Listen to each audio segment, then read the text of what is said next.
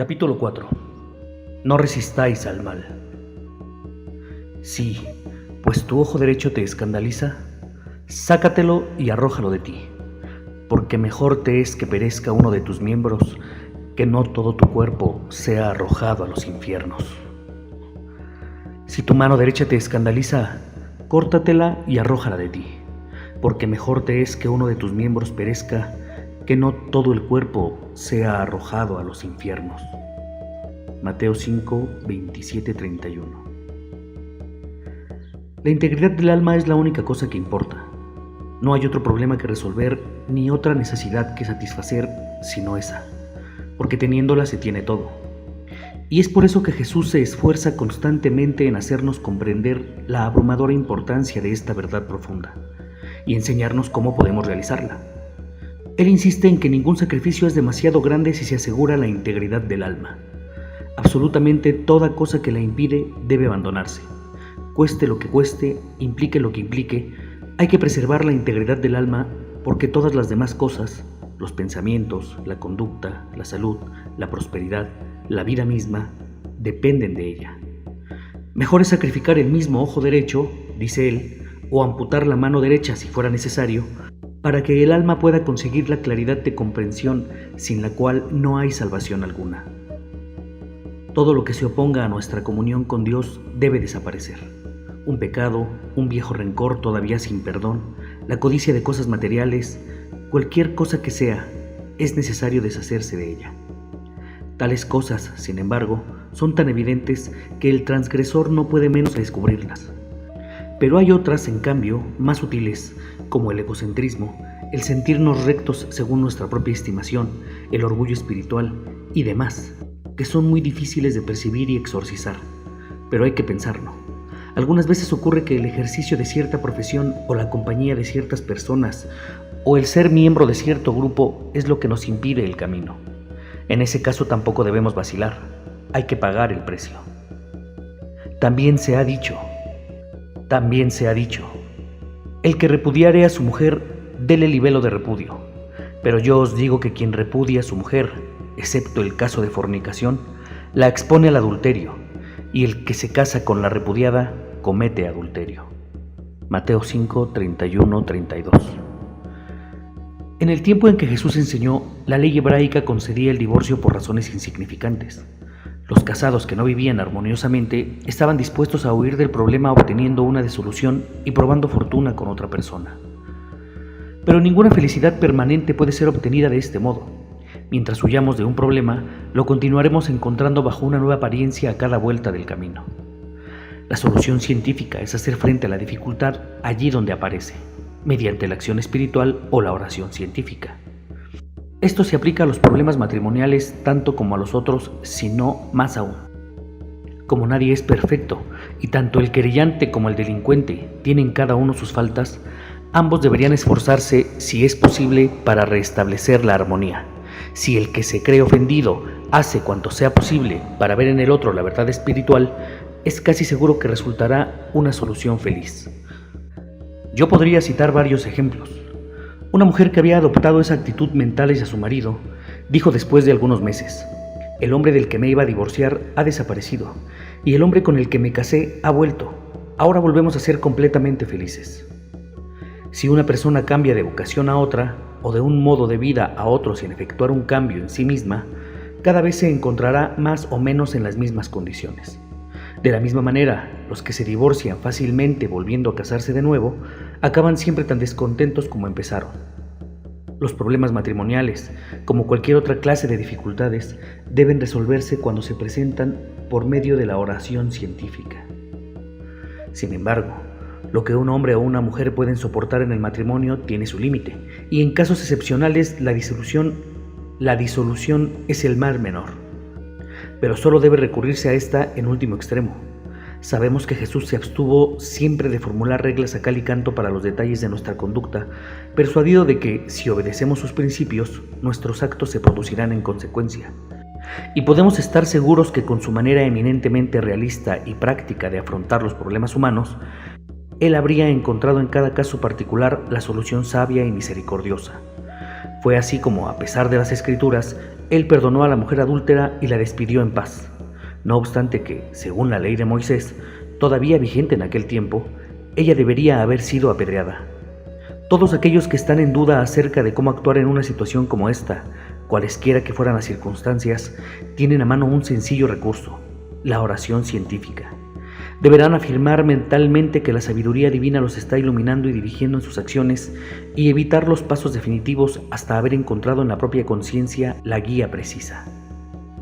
Esta misma regla sirve para todas las situaciones de la vida. No acudamos precipitadamente al divorcio o tratemos enseguida de amputar lo malo.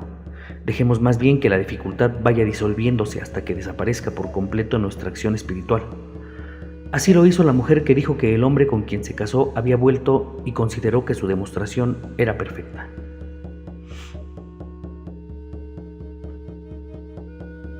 También habéis oído que se dijo a los antiguos: no perjurarás, antes cumplirás al Señor tus juramentos. Pero yo os digo, no juréis en ninguna manera, ni por el cielo, porque es el trono de Dios, ni por la tierra, pues es el escabel de sus pies, ni por Jerusalén, pues es la ciudad del gran rey. Ni por tu cabeza jurarás tampoco, porque no está en ti volver uno de tus cabellos blanco o negro. Sea vuestra palabra sí, no, no, todo lo que pasa de esto de mal procede. Mateo 5, 23, 27. No juréis es uno de los puntos cardinales que Jesús enseña. Quiere decir brevemente que no debemos hacer votos, que no debemos hipotecar el futuro de antemano. No prometer hacer o dejar de hacer algo mañana o el año próximo o de hoy en 30 años. Es insensato disponer hoy nuestra conducta o nuestras creencias de mañana. Es parte vital de la enseñanza de Jesús esta obligación de buscar constantemente la inspiración directa de Dios y mantenernos siempre listos para permitir al Espíritu Santo manifestarse por medio de nosotros. Pues si decidimos de antemano lo que vamos a hacer o a creer o a pensar mañana o el año que viene o el resto de la vida, y en especial si tomamos esta decisión irrevocable por el acto solemne de un voto, ya no estamos accesibles a la acción del Paracleto, sino por este acto le cerramos la puerta. Si queremos dejarnos guiar por la sabiduría divina, es absolutamente necesario que mantengamos abierta la mente, porque muy a menudo ocurre que la actitud sabia no concuerda con nuestras opiniones personales o sentimientos del momento. Si por un voto o una promesa hemos comprometido nuestra alma, nuestra libertad se ha perdido. Y si no somos libres, la acción del Espíritu Divino no puede efectuarse. Este es, en efecto, ni más ni menos que el pecado contra el Espíritu Santo del que habla la Biblia. Pecado que ha asombrado tanto los corazones sensibles y del cual existe un falso concepto general. ¿Cuál es ese pecado contra el Espíritu? Tal pecado consiste en toda acción que impida en nosotros la obra del Espíritu Santo, todo aquello que intercepte la acción vivificante y siempre renovadora de Dios, porque ese hecho es la vida espiritual misma. El castigo de este error es el estancamiento espiritual, y puesto que el único remedio en este caso es buscar la acción directa del Espíritu Santo, y nuestro error consiste precisamente en impedir esa acción, la condición resultante de ello es un lamentable círculo vicioso. Es evidente que las cosas no pueden cambiar mientras persistamos en nuestra equivocación. De ahí que, en este sentido, el pecado se convierte en irremisible, es decir, no tiene perdón. El problema no puede resolverse de ninguna manera hasta que la víctima no esté lista para cambiar su actitud. Los síntomas de esta enfermedad son la parálisis del alma y la falta de poder elevarse hacia la verdad. Síntomas estos que van acompañados muchas veces de un sentimiento de superioridad moral y de orgullo espiritual. Naturalmente, Jesús no quiere decir que no debemos comprometernos en los negocios ordinarios de la vida, tales como tomar en alquiler una casa, firmar un contrato, aceptar un socio o tantas otras cosas. Tampoco quiere decir que el juramento ordinario exigido por los tribunales es inadmisible, porque estas cosas facilitan las transacciones entre los hombres y son correctas y necesarias en una sociedad organizada. El Sermón del Monte, como hemos visto, es una disertación sobre la vida espiritual que lo dirige todo. El que comprende la enseñanza espiritual de Jesús y la pone en práctica, no podrá faltar a una obligación de honor. Será un buen inquilino, un socio honrado, un testigo digno de confianza ante los tribunales. Muchas iglesias exigen todavía a sus ministros, en el momento de su ordenación, que prometan solemnemente que van a continuar creyendo durante el resto de su vida en las doctrinas de su secta particular, y esto ocurre en un momento de su ejercicio en que todavía son jóvenes y sus mentes carecen de madurez. Esto es exactamente lo que Jesús quería evitar. Si un joven ora todos los días pidiendo esclarecimiento y dirección, es evidente que no seguirá guardando las mismas ideas a medida que envejezca, sino que las irá ampliando y corrigiendo continuamente. El hombre que es hoy morirá cada día para renacer al día siguiente más sabio y mejor. Otros movimientos religiosos todavía exigen a sus miembros que acepten determinado libro de reglas e instrucciones destinadas a servirles de guía perpetua. Pero esto resulta fatal porque impide automáticamente que se realice la acción del Espíritu Divino. En lo que a esto respecta, ciertas iglesias organizadas recientemente están tan faltas de sabiduría como las antiguas. Cada persona debe, en cada momento, ser libre de dirigir los asuntos de su alma según la inspiración recibida del Altísimo. Orar o dejar de orar, hacerlo de esta manera o de otra, leer o no ciertos libros, asistir o no a la iglesia, todo esto no puede planearse arbitrariamente de antemano, sino que debe decidirse según la urgencia espiritual del momento. En este mismo espíritu fatal, algunos directores espirituales prohíben a sus discípulos que lean libros religiosos que no sean los de su propia iglesia. Este es un crimen contra la vida misma del alma y resulta tan espantoso que no hay palabras para calificarlo. En general, este mandamiento contra las reglas a cal y canto se aplica sobre todo a nuestras oraciones. Muchas personas se han fabricado moldes rígidos para la expresión de sus oraciones, pero de esa rigidez resulta infaliblemente, tarde o temprano, la destrucción de la vida espiritual. Unos dicen, siempre comienzo con la plegaria del Señor o con cierto salmo o alguna otra cosa. Todo esto debe evitarse, porque siempre conviene orar según la inspiración del momento, guiados por la acción del Espíritu Santo. Es la oración espontánea, el pensamiento que se produce en el momento distinto, lo que tiene la eficacia suficiente. Un pensamiento que se nos da de esta manera tiene 10 veces más poder que uno que pudiéramos seleccionar de antemano. Recordemos, sin embargo, que solo las reglas inflexibles deben evitarse. Es bueno tener algunos moldes de oraciones que podrán ser usadas cuando no se presente algo mejor, y a la mayoría de los principiantes tal cosa les será necesaria por algún tiempo. Lo que importa es estar siempre dispuesto a abandonar la regla para escuchar al Espíritu. Algunas veces se llega a un extremo en que las oraciones parecen no tener resultado. Esto se debe con frecuencia a que la forma reglamentada de la oración la ha convertido en una cosa maquinal. En tal caso, es necesario buscar a tientas alguna inspiración, dejarse guiar por el pensamiento que llegue o bien tratar de descubrir la inspiración abriendo la Biblia a la aventura. Este pasaje del sermón nos enseña, además, que no debemos empeñarnos en señalar nosotros mismos determinadas condiciones o circunstancias o soluciones particulares a nuestros problemas. Cuando tengamos que enfrentarnos a alguna dificultad, debemos pedir espiritualmente la armonía y la libertad, pero no tratar de determinar la solución exacta que haya de acontecer o decidir el curso exacto que vayan a seguir las cosas. Si uno se resuelve de antemano a obtener una cosa particular, podrá, si tiene cierto tiempo de mentalidad, lograrla.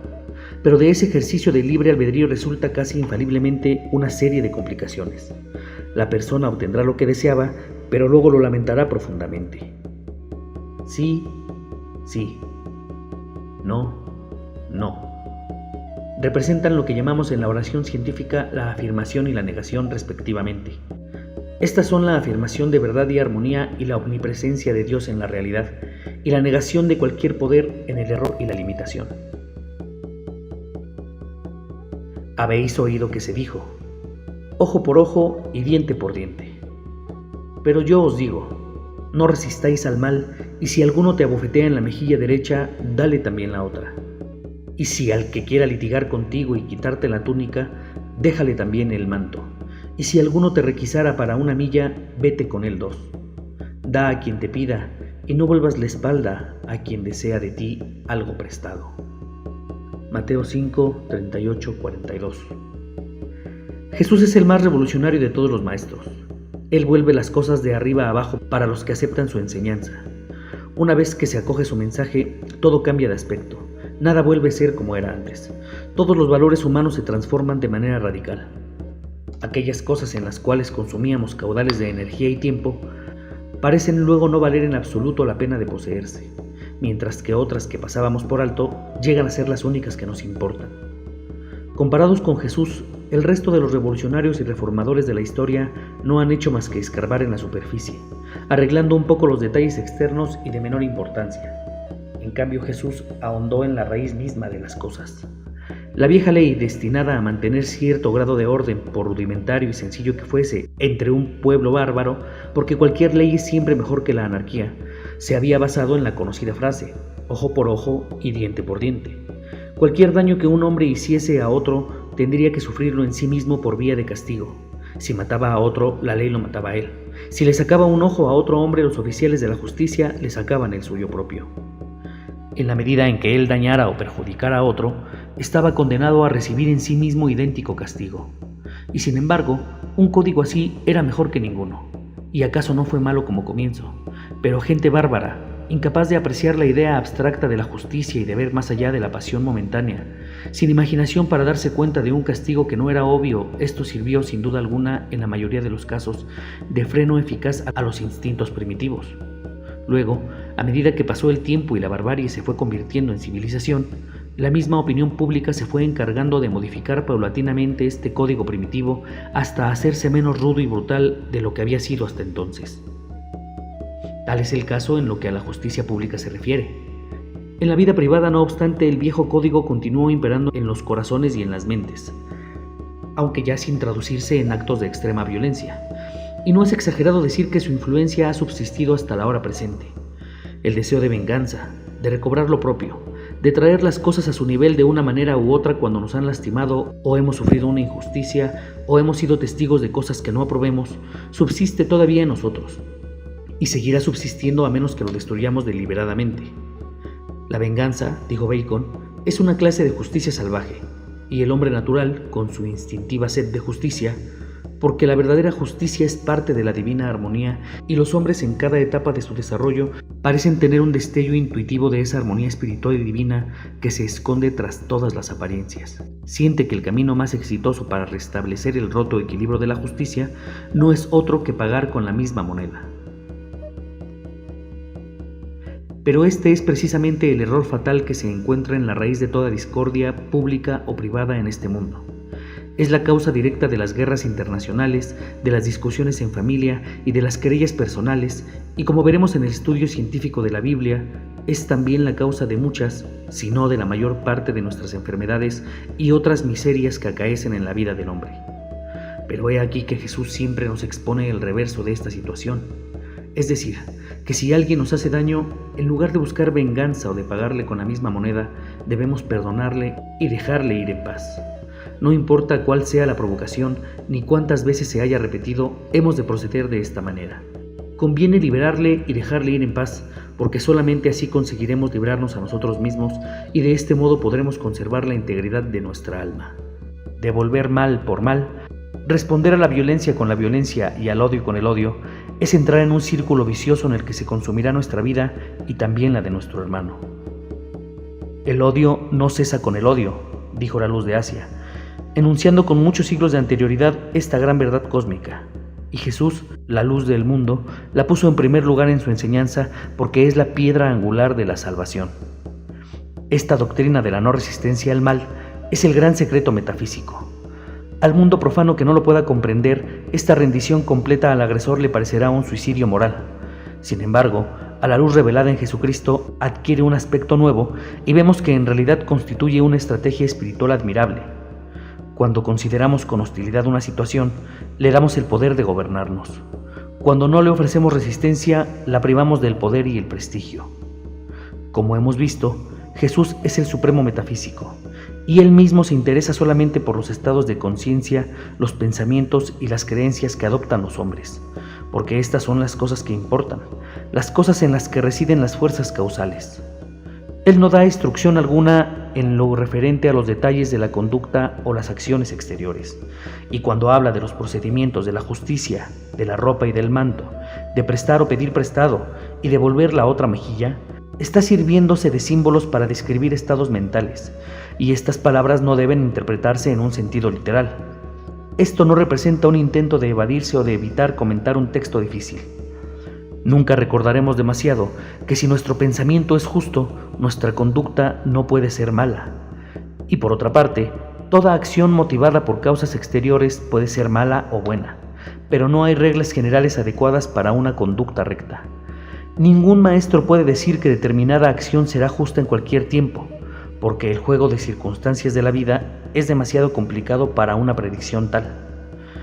Cualquier persona con la más ligera experiencia del mundo sabe, por ejemplo, que prestar dinero sin discriminación a cuantos lo pidan no es siempre un acto sabio, muchas veces incluso injusto para uno mismo y para los que de uno dependen, y en muchos casos hasta el que recibe el dinero prestado le resulta un mal en lugar de bien. Notemos que Jesús mismo, cuando le golpearon en casa de Pilato, hizo frente con dignidad solemne a sus agresores. La exhortación de volver la otra mejilla no tiene más que un valor simbólico. Se refiere a lo que debemos hacer con los pensamientos cuando estamos en presencia del error y simboliza el acto de oponerle al error no otro error, sino la verdad, lo cual funciona generalmente como por arte de magia. Cuando alguien está comportándose mal a nuestros ojos, si en vez de pensar en la falta cometida, apartamos la atención de lo humano para fijarla en lo divino o en la realidad espiritual de la persona en cuestión, veremos cómo su conducta cambiará de forma inmediata. Este es el secreto para tratar con personas de carácter difícil, y Jesús había comprendido esto profundamente.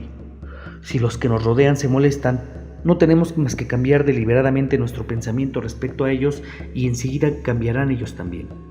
Tal es la verdadera venganza.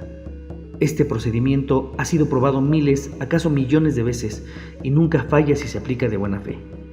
A veces es tan divertido verlo funcionar como un mecanismo. Si alguien entra de mal talante en nuestra casa, en la oficina o en la tienda donde estemos, no le contrarrestemos agresivamente ni pensemos en huir de la dificultad. Todo lo contrario, fijémonos en la armonía divina y nos complaceremos al ver cómo la ira desaparece de su semblante y se sustituye por otra expresión. Sus facciones sin duda revelarán el cambio progresivo que tiene lugar en el corazón. Tal vez puede que al principio nos sea más fácil llevar a cabo el tratamiento sin mirar directamente al sujeto, pero cuando tengamos práctica, nos será posible ver a través de él la verdad espiritual. Una mujer se incomodó oyendo a dos hombres que trabajaban debajo de su ventana y que, ignorando su proximidad, se expresaban de una manera grosera. Por un momento la ira y el desprecio se levantaron en ella, pero, recordando este mandamiento, enseguida concentró su atención en la presencia divina en cada uno de los hombres, presencia que duerme en el fondo del corazón de todo ser humano. Y hablando en términos religiosos modernos, saludó mentalmente al Cristo que había en ellos. Al instante cesó el lenguaje vulgar. Ella dijo que fue como si la conversación se hubiera cortado con un cuchillo. Probablemente ella se dio cuenta de una forma tan intensa de la verdad, y en ese caso los dos hombres recibieron una sustancial elevación, un levantamiento espiritual, y acaso quedaron del todo curados de su vulgaridad oral. Todos los que han tenido alguna experiencia en estas aplicaciones prácticas de la verdad podrían citar numerosos ejemplos en los que se ha restablecido la armonía por este método sencillo de Jesús. Los animales responden aún más fácilmente a este tratamiento que los seres humanos. Recuerdo dos ocasiones en que unos perros luchaban con tal ferocidad entre ellos que todos los esfuerzos para separarlos habían sido inútiles, cuando la visión mental del amor divino en todas las criaturas bastó para restablecer la paz. En uno de estos casos, el efecto tomó varios minutos. En el otro fue prácticamente instantáneo. Algunas veces ocurre que uno se encuentra en un grupo donde la conversación tiende a ser muy negativa. Se habla de enfermedades o desgracias de todo índole, describiéndolas detalladamente, o se critica sin piedad a los ausentes. Por una u otra razón, puede sernos difícil abandonar la reunión. En tal caso, nuestro deber es claro. Debemos mentalmente volver la otra mejilla y ayudar así tanto a los que hablan como a sus víctimas. Déjale también la capa y vete con él 2 millas. Son dos expresiones dramáticas que subrayan aún más el principio de no ofrecer resistencia mental a las condiciones aparentes del mal. Simpaticemos con la actitud del prójimo tanto como sea posible. Concedamos cada punto que no sea abundantemente esencial y redimamos el resto con la verdad de Cristo. Nunca nos rindamos al error, por supuesto, pero es al pecado y no al pecador a quien debemos condenar. Habéis oído que fue dicho: amarás a tu prójimo y aborrecerás a tu enemigo. Amarás a tu prójimo y aborrecerás a tu enemigo. Pero yo os digo, amad a vuestros enemigos y orad por los que os persiguen, para que seáis hijos de vuestro Padre que está en los cielos. Él hace salir el sol sobre malos y buenos, y llueve sobre justos e injustos. Pues, si amáis a los que aman, ¿qué recompensa tendréis? ¿No hacen esto también los publicanos? Y si saludáis solamente a vuestros hermanos, ¿qué hacéis de más? ¿No hacen también esto los gentiles? Mateo 5, 43, 48. Amad a vuestros enemigos, bendecid a los que os maldicen, haced bien a los que os aborrecen y orad por los que os ultrajan y os persiguen. El odio no cesa con más odio. He aquí el mismo tema otra vez. Pero ahora Jesús presenta esta verdad fundamental de una manera tan clara y sencilla que hasta un niño de corta edad puede entenderla. En lugar de odiar al que parece ser nuestro enemigo, como el instinto primitivo nos incita a hacer, debemos amarle. A las maldiciones debemos responder con bendiciones, al odio con bondad. Debemos orar en especial por aquellos que llevan las cosas hasta el extremo de perseguirnos. Jesús nos lo dice de una manera plena y directa, y a fin de ser comprendido por todos, hasta por los más sencillos, añade: si al amor respondéis con amor, ¿qué recompensa tendréis? Nada seguramente, porque cualquiera haría otro tanto. Para adelantar en los caminos del Espíritu hay que hacer mucho más. Hay que deshacerse de la hostilidad y del resentimiento. Hay que cambiar el estado mental hasta ser consciente solo de la armonía y la paz interiores y mantener un sentimiento de buena voluntad hacia todos. Este sistema no solamente es el más práctico, sino que por razones que forman la base del Sermón del Monte, es el único con el cual se puede hacer algún progreso. La misma salud física, por ejemplo, es un bien del cual no podemos gozar indefinidamente si no guardamos sentimientos de misericordia y de buena voluntad hacia los demás. Y aún nuestra prosperidad material desaparecerá un día si nuestra alma no se ha purificado de la hostilidad y la condenación. En efecto, tal libertad es requisito sin el cual es imposible progreso alguno, y todos los que tengan sentido espiritual reconocerán fácilmente esto cuando les toque a ellos. Todo aquel que llega a ser consciente del significado de la idea espiritual encuentra que estos versículos constituyen una lección maravillosa para la práctica del tratamiento espiritual o la oración científica. Y la idea espiritual es la comprensión del hecho fundamental de la permanencia, la omnipresencia y la omnipotencia del bien, y la comprensión de que el mal es una ilusión transitoria, sin base ni carácter propio, que es destruido por la oración científica. De ahí que lo que podemos llamar el secreto del tratamiento espiritual no reside en luchar contra el error, porque eso solo le da más vida y poder, sino en destruirlo, negándole precisamente esa energía de creer en él, que es lo que hace que tome su cuerpo. La única existencia que posee es la que nosotros le damos animándolo temporalmente con nuestros pensamientos. Quitémoselos y se esfumará en la nada. Nosotros hemos pensado el error en la existencia conscientemente o con mucha más frecuencia inconscientemente, y así le damos vida. Está en nuestro poder quitarle esa vida. Dejemos de pensarlo. Es siempre nuestro pensamiento lo que importa. En realidad, como dice Shakespeare, no hay nada del todo bueno o malo, sino que es el pensamiento el que hace que lo parezca. Así pues, el temor, el odio y el resentimiento son ideas cargadas de emoción. Y cuando las añadimos a cualquier dificultad, no hacemos sino inyectarle nueva y vigorosa energía, haciéndola aún más difícil de vencer. Es más, el mero repaso mental de cualquier dificultad le infunde nueva vida. Volver sobre pasados agravios, pensar cuán injustamente se nos trató en cierta ocasión recordando los detalles, por ejemplo, tiene como efecto el vivificar aquello que estaba muriendo lentamente por abandono. Cualquiera que sea la dificultad que se nos presenta de improviso, es la acogida mental que le brindamos, la actitud que adoptamos hacia ella, lo que determina completamente el efecto que producirá en nosotros. Esto es lo que importa, no las personas o las cosas o las circunstancias así, sino los pensamientos y la posición mental que observamos hacia ellas. No es la conducta de otros lo que nos mejora o nos frustra, sino nuestros propios pensamientos. Escribimos la historia futura de nuestra vida con nuestros pensamientos de hoy. Somos nosotros mismos los que construimos nuestro destino día a día por el modo como reaccionamos a las circunstancias que se nos presentan. Reaccionar correctamente es el arte supremo de la vida. Jesús condensó el secreto de ese arte en unas palabras: no resistáis al mal. No resistáis al mal. He aquí el principio que, referido a su sentido espiritual, constituye el gran secreto del éxito. Nos permite salir de la tierra de Egipto y de la casa de servidumbre, regenerar el cuerpo, liberar el alma y en verdad rehacer la vida de arriba a abajo. Tan pronto como resistamos mentalmente una circunstancia desagradable o inesperada, le damos por esa resistencia un poder que se volverá contra nosotros y en igual medida reducimos nuestros propios recursos. Cualquiera que sea la dificultad con la que nos enfrentamos, ya se refiera a la salud, a los bienes materiales, a los negocios o a los sentimientos personales, no nos lancemos contra ella mentalmente como es la costumbre general, ni nos plantemos obstinadamente en medio del camino exclamando: no conseguirás lo que pretendes. Obedezcamos la ley de Jesús y no resistamos al mal.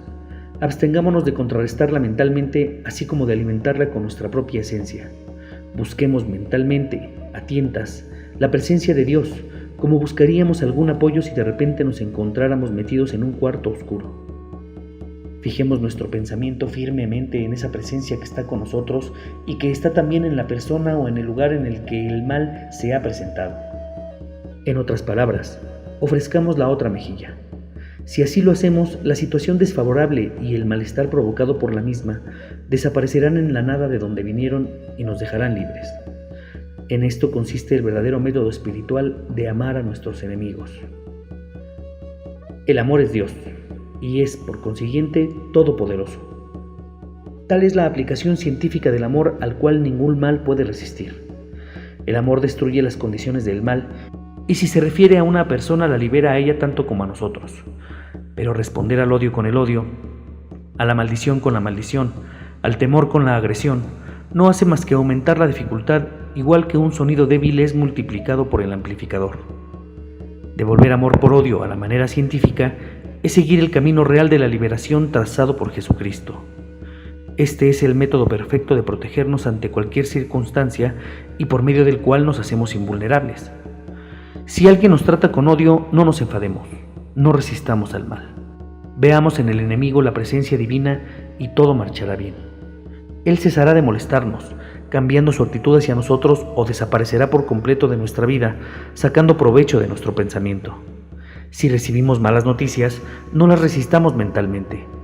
Seamos conscientes de la naturaleza inmutable y la armonía infinita del bien, siempre a nuestro alcance en cada momento de nuestra existencia, y todo se arreglará.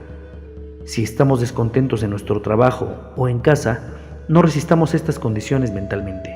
Pero responder al odio con el odio, a la maldición con la maldición, al temor con la agresión, no hace más que aumentar la dificultad, igual que un sonido débil es multiplicado por el amplificador. Devolver amor por odio a la manera científica es seguir el camino real de la liberación trazado por Jesucristo. Este es el método perfecto de protegernos ante cualquier circunstancia y por medio del cual nos hacemos invulnerables. Si alguien nos trata con odio, no nos enfademos, no resistamos al mal. Veamos en el enemigo la presencia divina y todo marchará bien. Él cesará de molestarnos. Él cesará de molestarnos cambiando su actitud hacia nosotros o desaparecerá por completo de nuestra vida sacando provecho de nuestro pensamiento. Si recibimos malas noticias, no las resistamos mentalmente. Seamos conscientes de la naturaleza divina inmutable y la armonía infinita del bien, siempre a nuestro alcance en cada momento de nuestra existencia y todo se arreglará. Si estamos descontentos en nuestro trabajo o en casa, no resistamos estas condiciones mentalmente. Tampoco nos quejemos ni nos compadezcamos a nosotros mismos. Tales cosas no harán sino fortalecer esa particular materialización del error. No resistáis al mal. Busquemos a tientas la presencia del Espíritu Divino en derredor nuestro. Afirmemos su realidad en todas las cosas. Proclamemos que tenemos dominio sobre toda circunstancia cuando decimos la palabra en nombre de yo soy el que soy, y pronto nos veremos libres. Además, amar a los enemigos según este método científico es también el secreto de la salud física que es imposible de alcanzar si no se posee ese amor. Tal secreto se basa en la realización de la vida divina y del amor divino. Todo mejoramiento físico sigue el descubrimiento de este secreto, no lo precede. Hoy día se habla mucho de la influencia de las glándulas en el organismo, pero las glándulas mismas son gobernadas enteramente por nuestras emociones. Por lo tanto, si queremos asegurarnos de que funcionan a la perfección, es preciso cultivar sentimientos generosos, inclusive en la mente subconsciente, lo cual solo puede conseguirse mediante el tratamiento de la oración científica. Sed pues perfectos, como perfecto es vuestro Padre Celestial. Mateo 5:48. Este mandamiento de Jesús es una de las cosas más tremendas que aparecen en toda la Biblia. Meditemos sobre sus palabras. Él nos manda que seamos perfectos como Dios mismo es perfecto, y como sabemos que Él no ordenaría lo imposible, vemos cómo Él afirma aquí la doctrina de que es posible que el hombre pueda llegar a ser divinamente perfecto. Pero es aún más.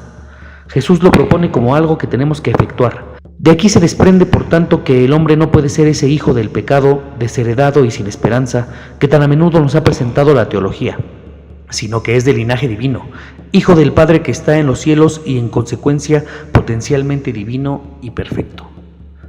Ahora bien, si en verdad somos hijos de Dios, capaces de expresar la perfección divina, no puede existir ningún poder verdadero en el mal o en el pecado que nos pueda mantener permanentemente esclavizados.